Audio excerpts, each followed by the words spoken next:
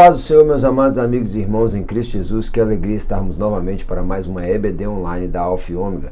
E no dia de hoje, falando da lição de número 4, Paulo, a vocação para ser apóstolo. Nós temos um texto áureo que está em 1 Coríntios, capítulo de número 1, versículo de número 1, que diz: Paulo, chamado pela vontade de Deus para ser apóstolo de Jesus Cristo. A verdade prática diz que Deus chama pessoas para realizar grandes feitas no seu reino, no reino divino. E assim, ele chamou a Paulo, ele chamou primeiramente chamou os seus apóstolos, que eram pescadores, para serem pescadores de homens. Depois chamou a Paulo e tem levantado, vocacionado pessoas em todo o tempo, durante toda a trajetória da igreja, bem como ele chamou a mim, chamou a ti, nós que estamos envolvidos com essa maravilhosa obra de ensino na Escola Bíblica Dominical, seja online, seja presencial, nas igrejas locais, seja com o discipulado, seja com o ensino, seja através da pregação do evangelho, do evangelismo, nós que fomos vocacionados a cuidar, a pastorear, assim de uma forma ou de outra, a participar da diaconia, participar do serviço, participar da grande obra que o Senhor tem promovido na face da terra, de assim evangelismo mundial e crescimento do reino de Deus por intermédio da sua igreja. Deus ainda vocaciona, chama pessoas para fazer uma grande obra. E nós estudaremos um pouco sobre o que aconteceu na vida do apóstolo Paulo, que é uma referência para nós. Nós temos uma leitura bíblica em classe, vai aparecer aí na sua tela, mas tenha sempre por perto, como nós sempre falamos e ressaltamos, um exemplar da Bíblia Sagrada, que é a nossa regra de fé e prática, E vamos ler também para que aquele que não tem acesso, não pode ficar vendo a aula, ele possa também ouvir o texto de Atos 9, de 15 a 22 e Gálatas 1, de 11 a 18. Diz bem assim: E disse-lhe, porém, o Senhor: Vai, porque este é para mim um vaso escolhido para levar o meu nome diante dos gentios e dos reis e dos filhos de Israel. E eu lhe mostrarei o quanto deve padecer pelo meu nome. E Ananias foi e entrou na casa e, impondo-lhe as mãos, disse: Irmão Saulo, o Senhor Jesus, que te apareceu no caminho por onde vinhas, me enviou para te tornes a ver e sejas cheio do Espírito Santo. E logo lhe caíram dos olhos como que umas escamas, e recuperou a vista, e levantando-se, foi batizado. E tendo comido, ficou confortado, e esteve Saulo alguns dias com os discípulos que estavam em Damasco. E logo nas sinagogas pregava Jesus, que este era o Filho de Deus. Todos os que ouviam estavam atônitos e diziam: Não é este o que de Jerusalém perseguia e os que invocavam este nome, e para isso veio aqui, para os levar presos aos principais dos sacerdotes? Saulo, porém, se esforçava muito mais e confundia os judeus que habitavam em Damasco, provando que aquele era o Cristo, por intermédio das Escrituras. Em Gálatas 1 ainda diz: Faço-vos saber, irmãos, que o evangelho que por mim foi anunciado não é segundo os homens, não, porque não recebi de homem algum, mas pela revelação de Jesus Cristo. Porque já ouvistes qual foi antigamente a minha conduta no judaísmo, como sobremaneira perseguia a igreja de Deus e a assolava. E a minha nação excedia em judaísmo a muitos da minha idade, sendo extremamente zeloso das tradições de meu pai.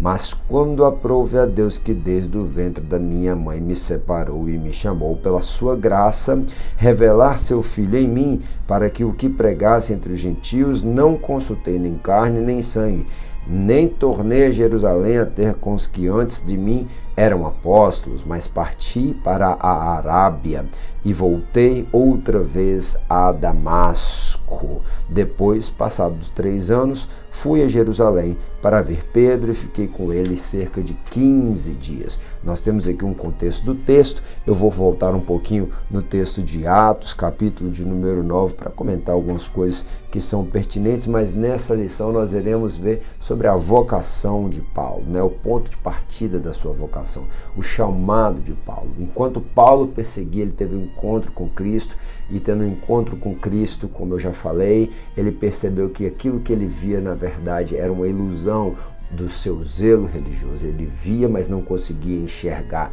e era necessário que alguém viesse a lhe trazer a realidade dos fatos. Eu estou conjecturando para você entender, mas quando Ananias ora, os seus olhos voltam a enxergar e agora caem como que umas escamas. Era como se ele via, mas tinha uma cegueira espiritual. E agora ele iria enxergar de acordo com a vontade do Senhor. Sim, Paulo ele tem logo uma experiência extraordinária de cura física. Paulo tem uma experiência extraordinária de ver a Cristo naquele resplendor, de ouvir a voz do Senhor.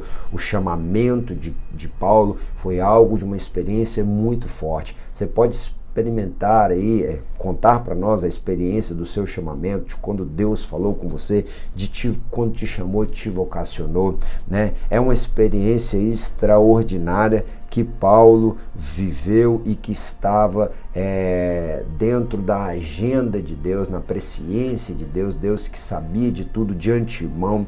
Ele já tinha projetado esse dia, projetado a vida de Saulo, porque ele mesmo vai dizer em Gálatas 1,15 que desde o ventre da sua mãe o Senhor o chamou pela sua graça, é pela graça que Paulo foi chamado. Isso acontece e é registrado também em outras passagens, no Salmo de número 139, os teus olhos viram o meu corpo ainda informe, e no teu livro todas as coisas foram escritas, mostrando ainda a presciência de Deus, as quais em continuação foram formadas quando nenhuma delas ainda havia. Antes de haver, eu já era um projeto, você já era um projeto dentro da perspectiva da vontade do Senhor.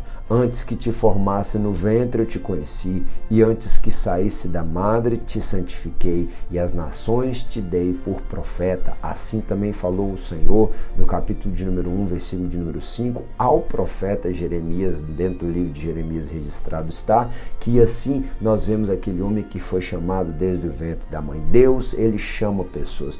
Deus, ele estabelece um propósito. Ele já cria as pessoas com um propósito. As pessoas, os servos dele, eles já nascem com um propósito. Alguns com o chamado geral de simplesmente o adorar, de congregar, de ser santo, de o louvar, de alegrar com os que se alegram, chorar com os que choram, de viver em comunidade como parte do corpo, e outros com um chamado específico, um propósito específico de realizar uma grande obra. E aqui o chamamento de Paulo não é somente a ser salvo, porque no meio disso há a conversão dele, mas também a fazer uma grande obra para Deus. É interessante, né, que nós vamos ver que Ananias, ele vai falar, Senhor, muito ouvi acerca deste homem, no versículo 13, que ele tem feito muitos males, mas o Senhor vai falar para ele, olha, esse é um vaso escolhido para levar o meu nome. Paulo aqui, Lucas está registrando o que o Senhor falou com Ananias dentro da doutrina do vaso. Paulo vai falar um pouco mais à frente sobre a doutrina do vaso, né, que existem vasos de honra e vasos de desonra, e ele buscava ser um vaso de honra para Deus. Ele vai remeter a figura do próprio Jeremias, que no capítulo 18 o Senhor mostra que ele é o oleiro, e o próprio Paulo vai falar que não tem como a obra contender com o Criador, não tem como o vaso contender com o oleiro. Nós precisamos ser obedientes à voz do Senhor, nós precisamos entender que é Ele que nos chama para fazer, para participar de uma grande obra, né? E Deus de nossos pais de antemão te designou para que conheças a sua vontade e veja aquele justo e ouça a voz da sua boca. Paulo foi desde a eternidade designado para ter uma experiência com Cristo e ouvir a voz do Senhor e aprender com Ele. E por derradeiro de todos, também me apareceu a mim como a um abortivo. Bem, aqui só para deixar claro, relatar mais uma vez, assim como Abraão teve o nome trocado de Abrão, pai de multidões, para Abraão, Abrão, pai exaltado, para Abraão, pai de multidões. Assim como Jacó, que era chamado usurpador, aquele que pega pelo calcanhar, teve o seu nome trocado para Israel, príncipe de Deus, né?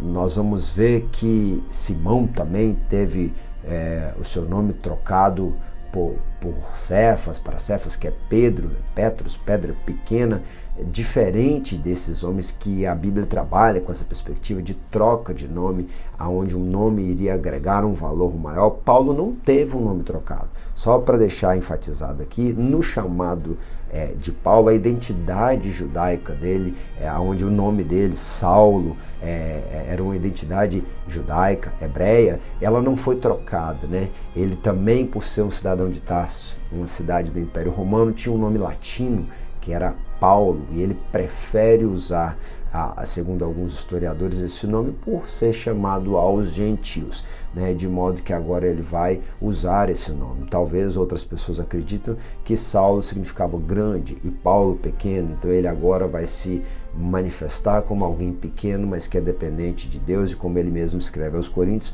a qual o poder do Senhor se aperfeiçoa na sua fraqueza, né? Então nós estamos vendo alguém que foi chamado pelo próprio Deus, foi separado, quando aprove Deus que desde o ventre da minha mãe me separou e me chamou. A palavra separado aqui é aforizo, né? Separar de outros pelo estabelecimento de limites ou uso de critérios. Deus escolheu a Paulo, separou a ele, limitando ao projeto de atuação, né? No mau sentido, excluir por causa da má reputação. Aquele homem era um perseguidor, ele foi excluído agora do grupo dos zelosos fariseus, e agora ele foi separado do mundo e separado para Deus, e no bom sentido apontar, separar alguém para um propósito. Ele tinha um propósito de ser apóstolo dos gentios, pregador e ensinador da palavra do Senhor, né? Então nós vamos ver que esse homem, ele foi chamado.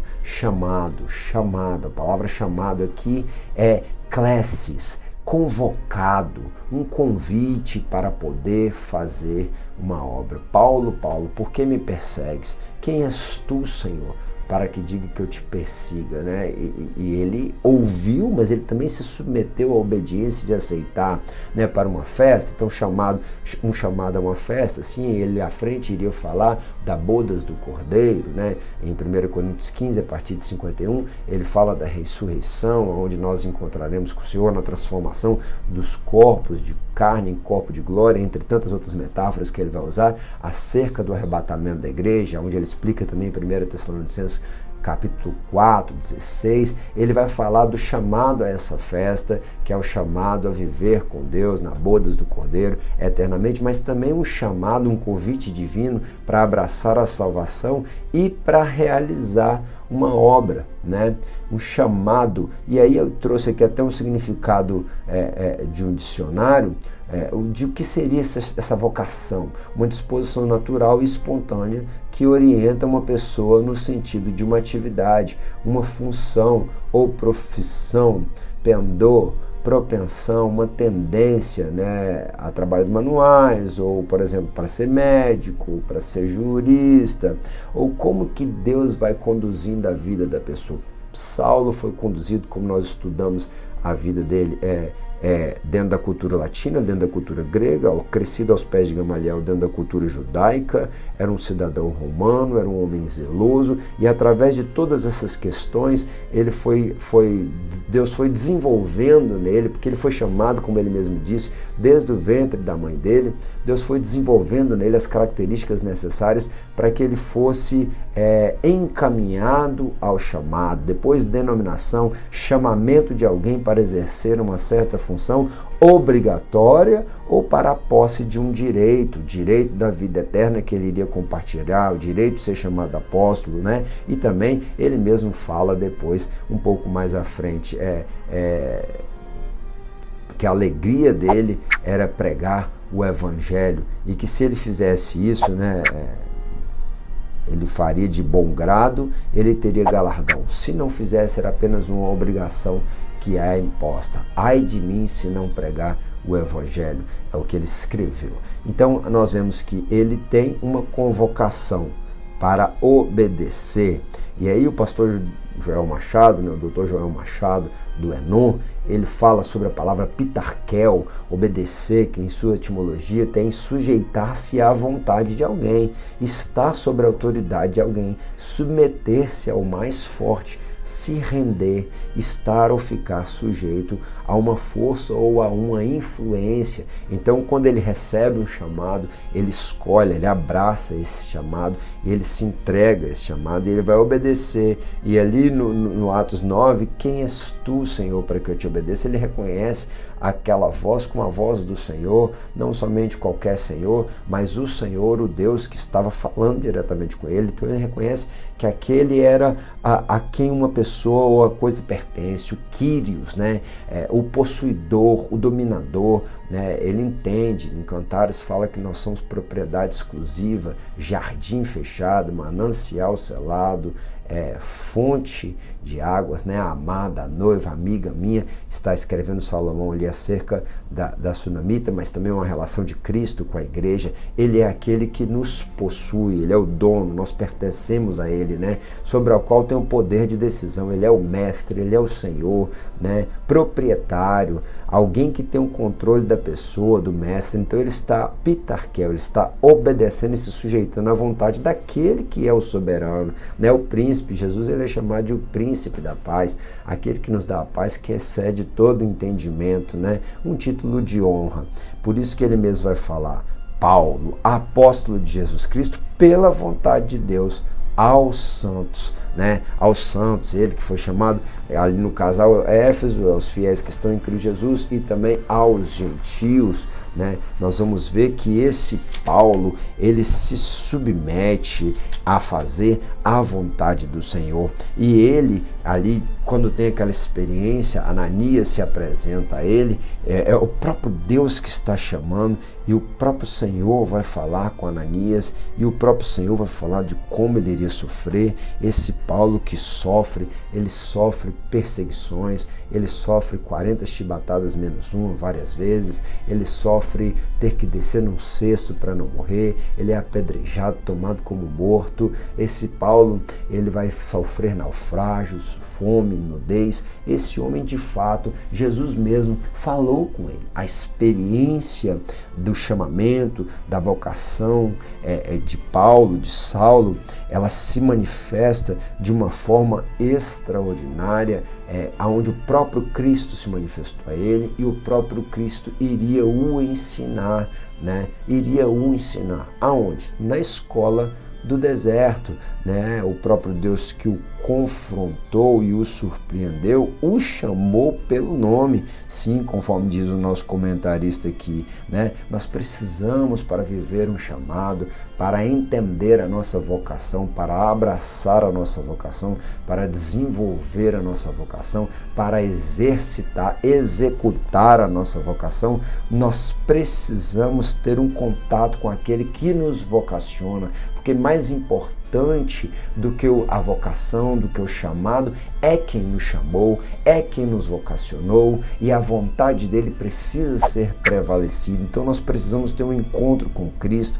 é necessário um encontro com Jesus, que irá nos orientar a como desenvolver o propósito que ele estabeleceu para nós desde a eternidade. Então nós temos aqui a figura de Saulo, a figura daquele que foi chamado desde o ventre da sua mãe e que foi desenvolver este chamamento no deserto. Mas essa questão do deserto, ela não acontece somente com Saulo. O deserto, ele era uma escola. Quando o povo saiu do Egito, né, passou pelo deserto e ali foi provado até entrar na terra prometida. Uma mensagem simbólica: nós que saímos do mundo, estamos no deserto dessa vida sendo provados para entrar na Canaã celestial. A Oséias, Deus falou bem assim: eis que eu te atrairei e te levarei para o deserto e lhe falarei ao coração.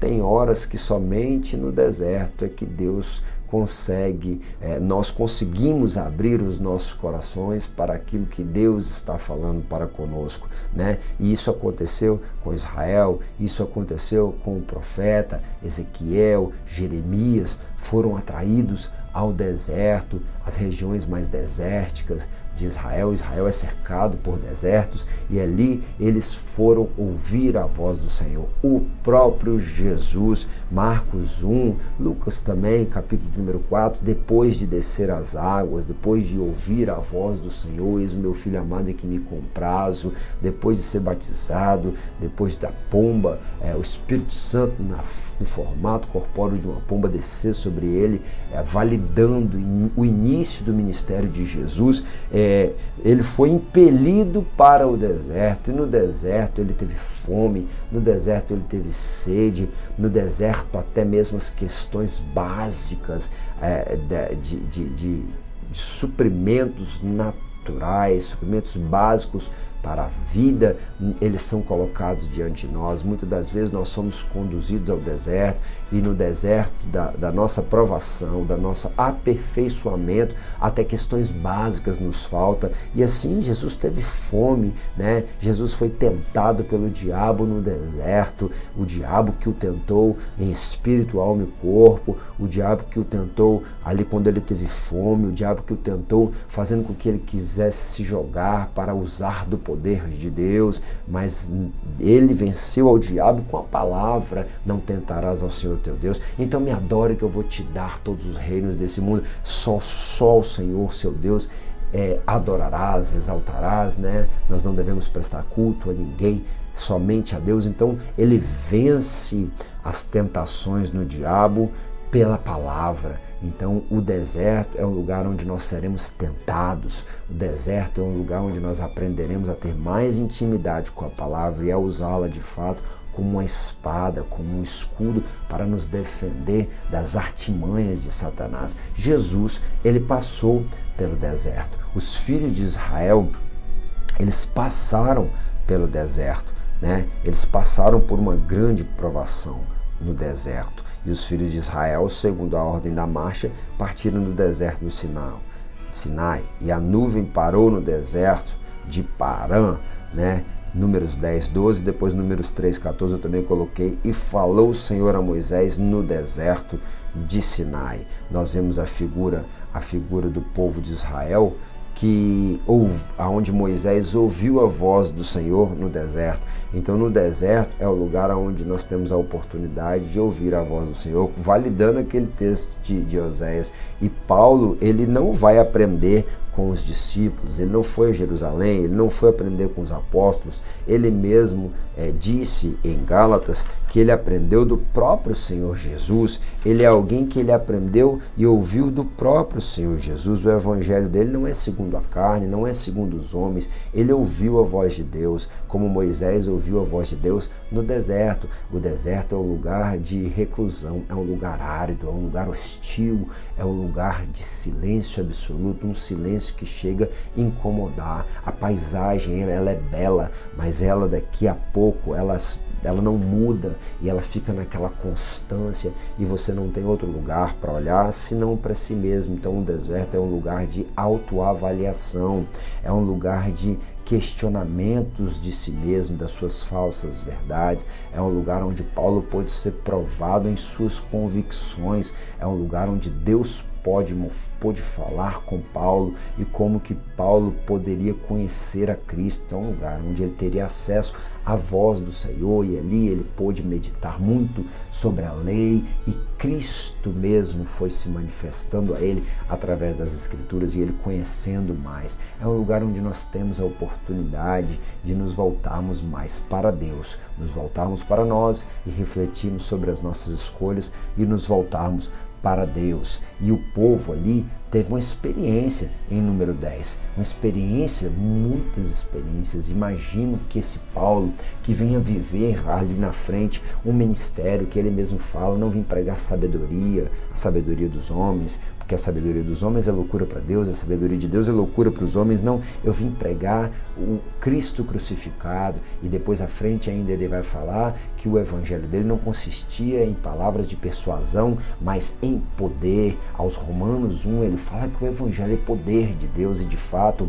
a palavra que era expressa, a palavra do céu, a palavra de boas novas, o evangelho que Paulo pregava, ela era uma palavra que transformava. primeiro confrontava, primeiro convidava as pessoas à reflexão, convidava as pessoas a sair de sua idolatria, a se lançar para o Deus Criador de todas as coisas e que era possuidor de suas vidas, e ali também a renunciarem aos seus pecados. Era uma palavra que transformava, era uma palavra que salvava, mas também Paulo foi usado com muitas curas e milagres. O evangelho manifesto, não só pregado, mas manifesto por Paulo, era um evangelho de poder, e assim nós vamos ver que o povo de Israel também viveu grandes experiências de poder, como Paulo veio a viver, mas primeiro eles passaram pelo deserto. No deserto tinha nuvem durante o dia para mostrar que aquele povo iria seguir. O próprio Isaías fala, ele é o povo da nuvem, né? Esse povo é o povo da nuvem. Em 1 Coríntios 10, Paulo volta a falar que todos foram batizados na mesma nuvem, na mesma água que jorrava da rocha. No deserto joga a água da rocha. O povo no deserto tinha coluna de fogo à noite, a nuvem de dia dava sombra e guiava o caminho, assim como a coluna de noite que esquentava e iluminava o caminho. Tinha água saindo da rocha, figura do próprio Cristo, que é o suprimento. Se tem algo que não pode faltar no deserto, é água. Ei, preste atenção, que nunca falte água da vida na caminhada, na jornada que você pode estar passando pelo deserto. Faltar água causa desidratação. Isso gera uma série de problemas gravíssimos no corpo. E nós somos o corpo de Cristo. Nós precisamos estar saudáveis, hidratados pela água espiritual, que é a palavra, a água que jorra da rocha, que é o próprio Cristo. E o povo de Israel viveu isso, viveu maravilhas no meio da sequidão do deserto. Eles experimentavam da água da vida, sim, que era o próprio Cristo. Paulo estava sendo alimentado e sua sede espiritual, a sede da sua alma, estava sendo saciada em meio ao deserto, porque lá ele estava aprendendo com o próprio Cristo, e isso é extraordinário. Ele podia ter ido para Jerusalém, ele podia ter ido aprender com os grandes oradores, com os grandes pregadores, ele podia ter ido aprender com os outros diáconos, já que Estevão estava morto, mas tinha Filipe, que era um homem que também pregava e era muito usado. Não, ele foi aprender com o próprio Cristo. Ele foi se ofuscar um pouco para que mais à frente o brilho de Jesus, a luz de Cristo pudesse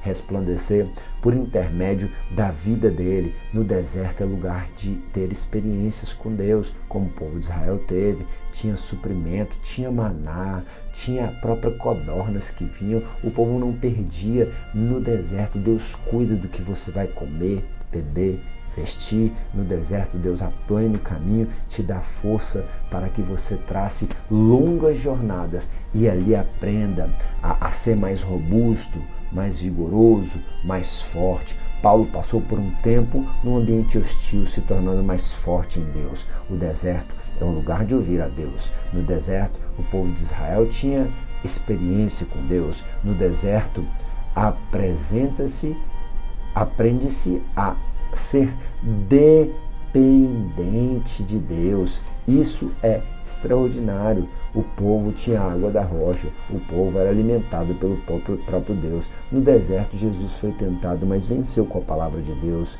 O Senhor, para ser exaltado, se voltava para o deserto. Olha lá o que diz o texto de Mateus. E naqueles dias apareceu João o Batista pregando no deserto.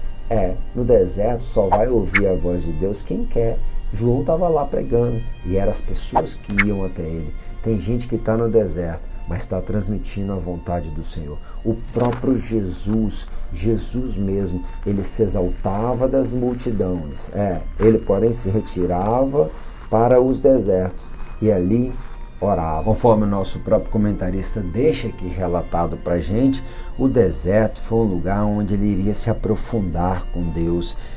As dúvidas, a questão das suas posições que ele tinha, agora tendo abandonado aquele zelo religioso, né, iria sofrer rejeição, o deserto iria forjar em Paulo um caráter mais forte. Ele poderia se reavaliar diante de Deus, né, se despir da sua filosofia, de todo o conhecimento que ele tinha e conhecer, também se despindo do legalismo do judaísmo e conhecer mais da vontade de Deus, conhecer mais da simplicidade que é viver no deserto, onde você se pauta somente naquilo que é de fato necessário, né? O deserto, ele esmaga a glória do homem.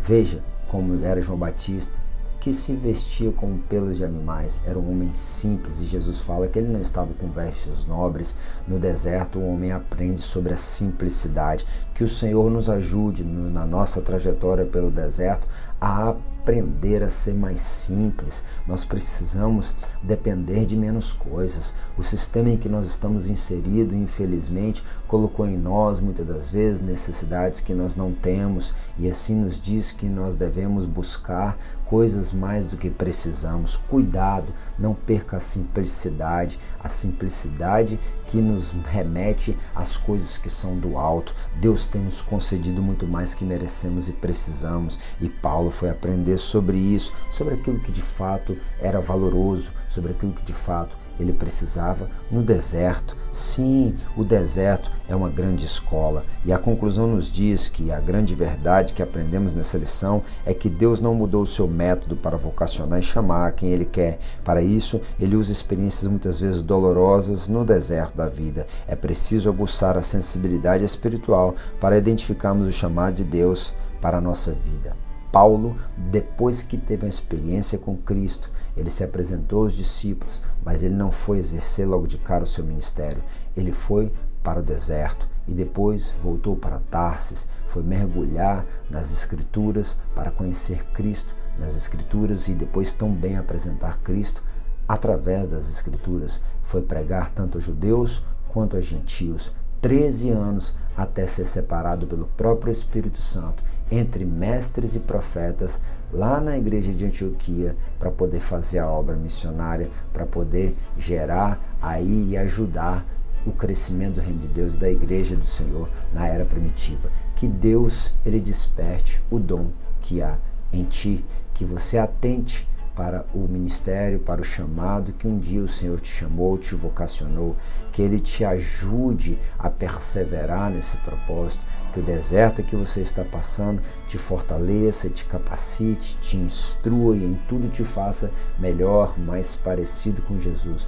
Lembrando o que Jesus mesmo falou, que aquele que quiser vir após mim, negue-se a si mesmo, tome a sua cruz e me siga. Nós precisamos vencer, como Paulo falou, esmurrando a nossa carne, vencer a nós mesmos e enfrentarmos o deserto dessa caminhada, entendendo que somos chamados, vocacionados, e como Paulo, nós podemos, entre tantos povos e até mesmo aonde nós estivermos, nós podemos, renunciando a nós mesmos, ao nosso zelo religioso, às nossas vãs filosofias, assim nós fazemos uma grande obra para Deus. Você foi chamado, você foi vocacionado, foi separado, como Jeremias, como Paulo, desde o ventre da sua mãe, para um propósito, e que esse propósito possa se realizar de uma forma extraordinária, seja na escola bíblica, na sua igreja local, seja pregando, seja evangelizando, cantando, adorando, seja ministrando, educando os seus filhos, seja trabalhando e ali resplandecendo a luz de Cristo que transformou a sua vida, independente da área, independente de como, Deus possa ser glorificado através de ti e por ti, aonde você estiver. Que Deus em Cristo te abençoe. Se essa aula te ajudou, deixa um glória a Deus lá nos comentários, o seu curtir, compartilha para que outros também possam ser edificados. É apenas uma reflexão para contribuir com aqueles que vão dar aula, com aqueles que querem acrescentar um pouco mais de conteúdo às suas aulas, nas escolas bíblicas presenciais das suas igrejas locais. E se permitir no Senhor, semana que vem nós estaremos de volta. Tenha um bom final de semana.